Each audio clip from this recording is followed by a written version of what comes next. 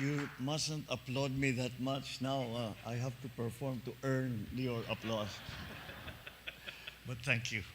Thank you, Information and Communications Technology Secretary Ivan John Uy, the Chief Information Officers, Foundation Chairman George Quintanar, the CIO Foundation President Cynthia Topacio, and the Bureau of Internal Revenue Commissioner Lilia Guillermo, the industry partners, exhibitors, and participants to the 2022 National ICT Summit who are virtually present here with us this morning, my fellow workers in government, distinguished guests, ladies and gentlemen, good morning. I'm sorry that we were a bit delayed, and I hope we did not delay your breakfast too much. But I could not help but go through all the booths and all of the displays that we have available to that we are of the presenters here in this ICT conference, and it's really gratifying to see that every time we come to this this technical a gathering of technical the technology experts. It is really interesting to see that even if the last time you did it was 6 months ago, you come to this new one, and the way that the technology progresses is just absolutely remarkable. We see now where you do not need a coder, you do not need an engineer.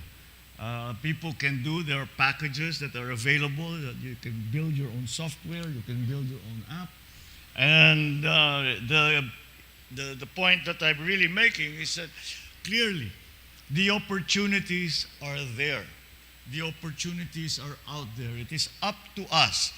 I think it is fairly clear that it is the private sector that leads the technology, that innovates most quickly when it comes, especially for most things in commerce, but for the most part, especially in the tech industries.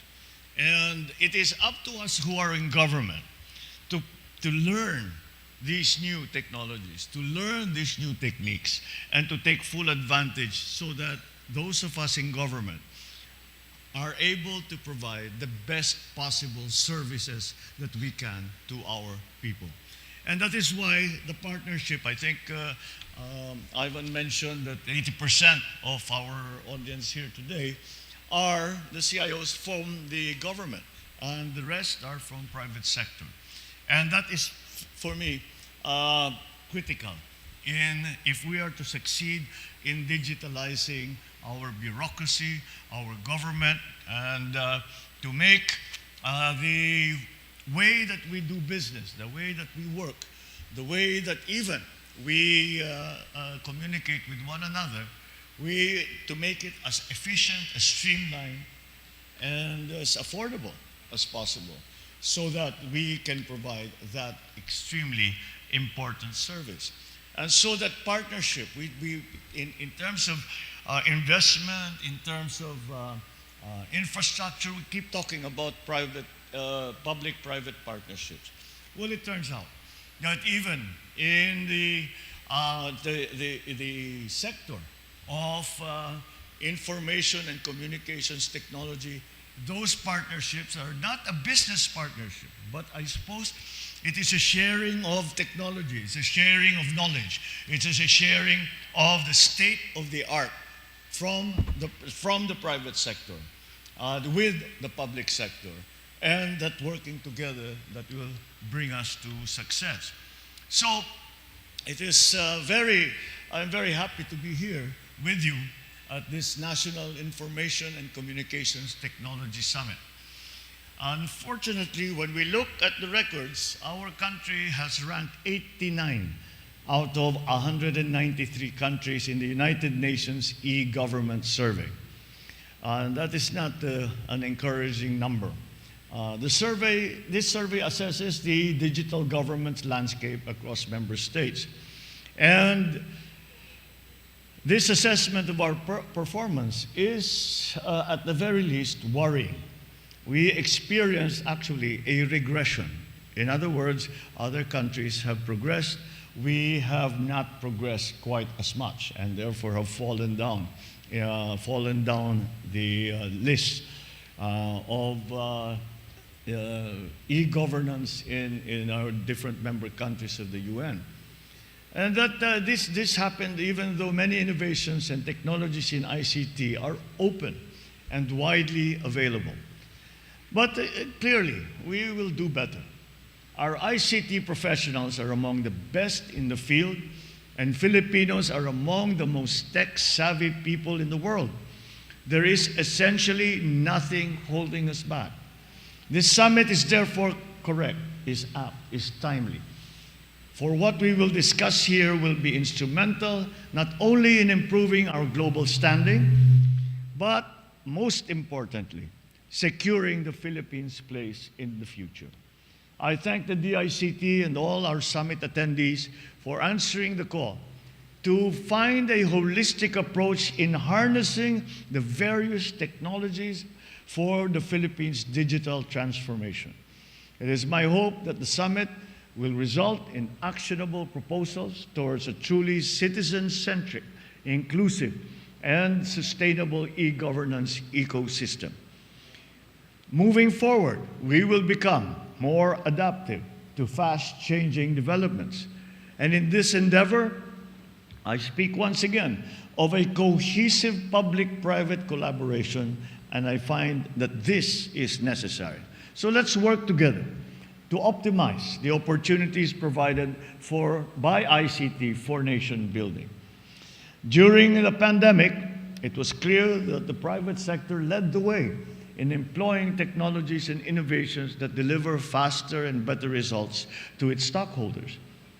There's nothing holding government back from adopting these improvements to perform better in its tasks.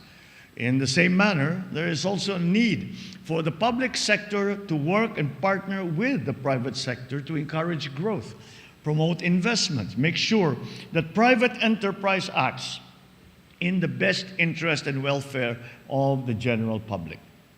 To achieve this end, we are committed to realize the vision of a digital Philippines.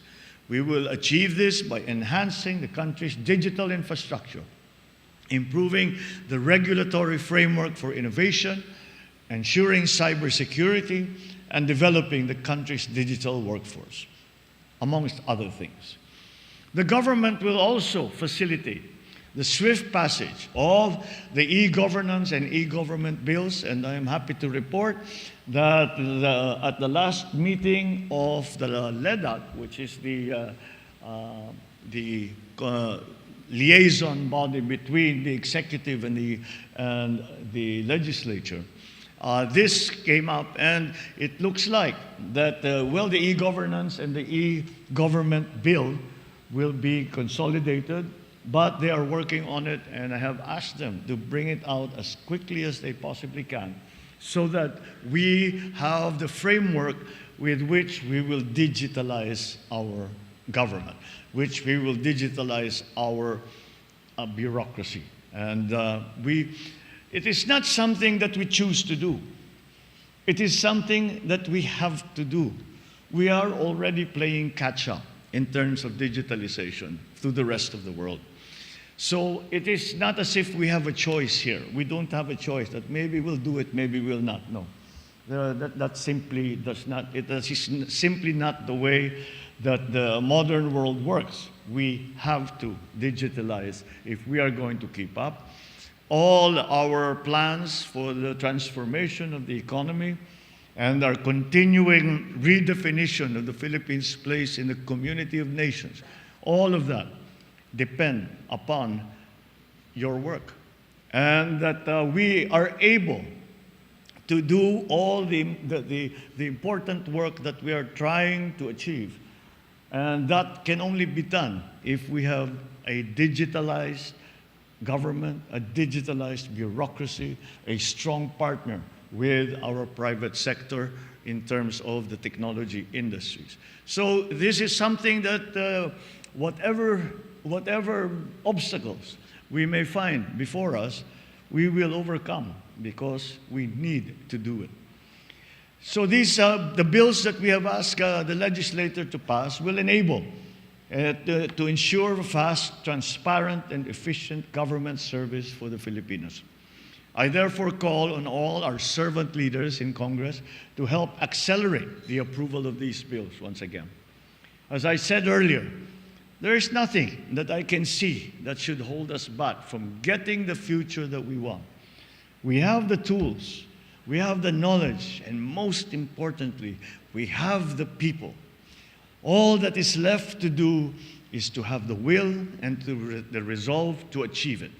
So I reiterate my call to our partners. Let us forge ahead, build a better, brighter, more progressive future for the ICT sector, for the bureaucracy, for the entire Philippines. Thank you at mabuhay kayong lahat. Magandang umaga po sa inyo. Thank you.